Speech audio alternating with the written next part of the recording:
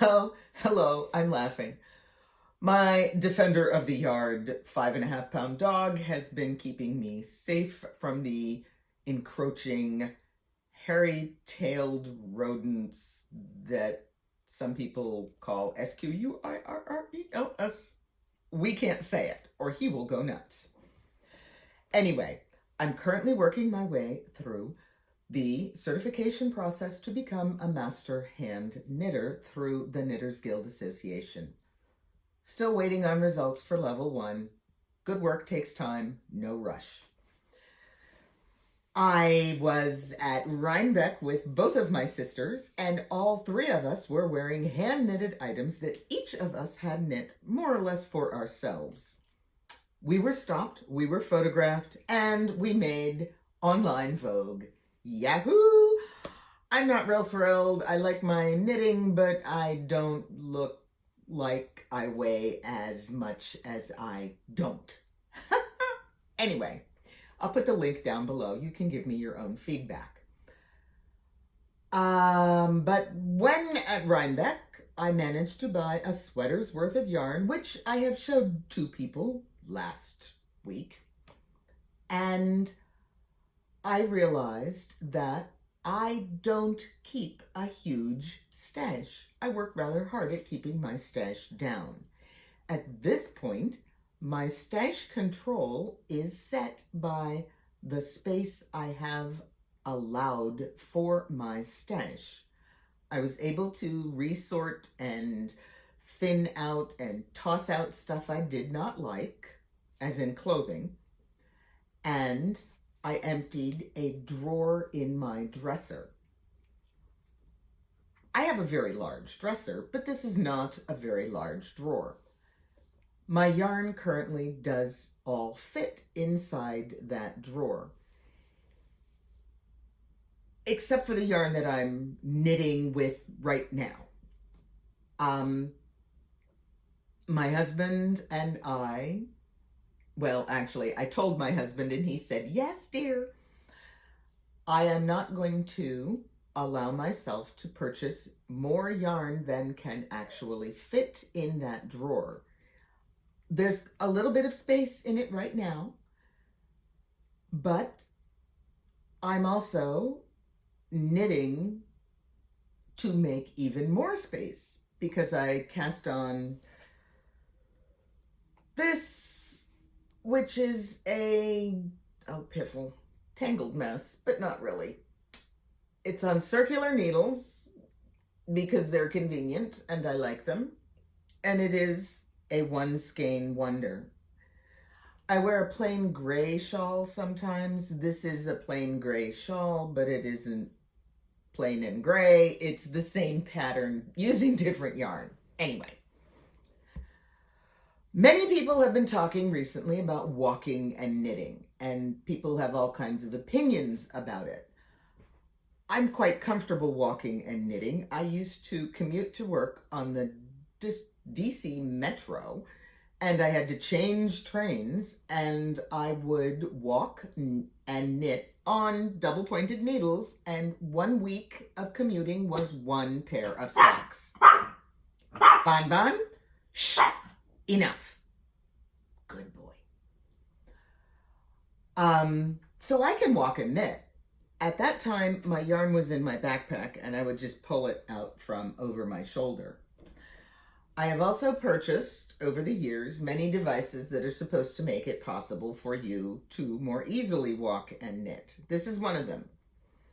It is, if I recall correctly, something I picked up in Europe, and you feed it through your cake, ball, whatever, and it spreads out, and you clip and can wear it on your wrist, and it holds your yarn in a hands-free manner so you can walk and knit.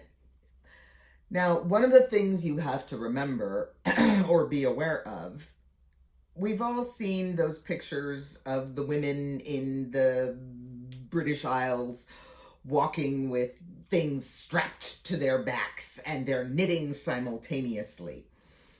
And we think, wow, walking and knitting. But what we also must be aware of is those ladies were not walking and knitting because they needed to display their creativity or express themselves through their art. They were knitting because they had to sell their knitted finished pieces to keep food on the table, a roof over their heads, and perhaps shoes on their children's feet, because their husbands were fishermen with an inconsistent, variable, seasonal, minimum wage kind of income. And if they really wanted to not starve to death, they had to knit and knit quickly so that they would, at the end of the week, yes, a week for a sweater, have something to sell to the guy, or the guy would pick it up and pay them for it. I'm not sure quite how these things worked all the time. But they had to produce or starve. So yeah, they walked and they knit because they didn't have cars back then, you know. So it's not always an option. And we should be grateful that we can choose to walk and knit and not be required to walk and knit to keep food on the table. The other thing I discovered at Rhinebeck was I bought a tote bag. It was rectangular when I bought it. Well, I don't like flat rectangular tote bags. Bon, that's enough. I'll be back. I'm back. I was talking about tote bags. Flat rectangular tote bag, but what I actually like is a bucket bag. But to take a flat rectangular bag and turn it into a bucket bag only requires 2 seams. You fold it, kind of like a little house.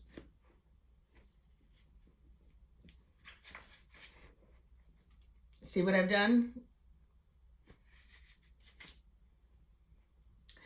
And then I make an arbitrary decision about how far down I'm going to place my seam. And I sew across this point, and I sew across this point, and what do you know, when I turn it right side out,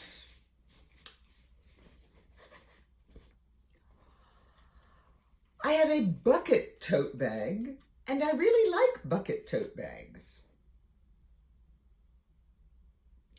And I was having trouble determining what size I should be calculating my tote bags to cut the fabric so I could sew my own tote bags and have them come out in the size that I like.